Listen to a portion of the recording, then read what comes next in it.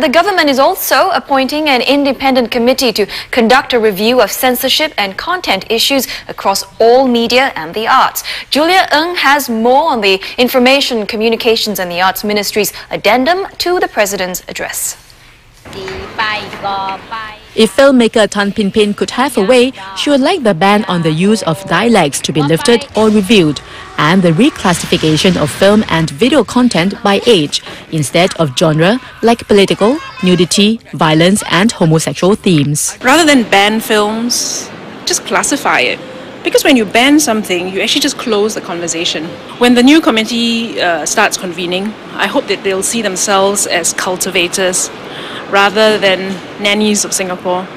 By cultivators, I mean that they are people who will cultivate Singaporeans as we grow up and become more mature. And when we're more mature, we can decide for ourselves.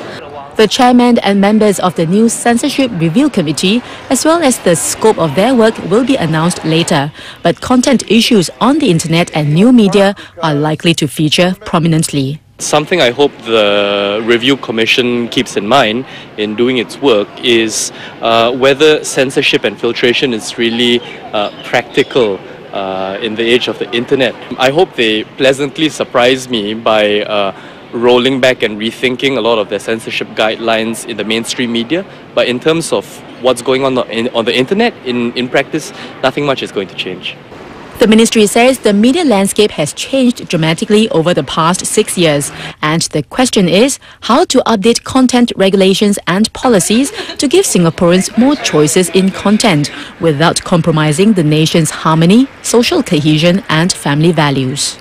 The new Censorship Review Committee will also look at the implication of the convergence of multiple media platforms. The new committee starts work by the third quarter of this year and will complete its work by the middle of 2010.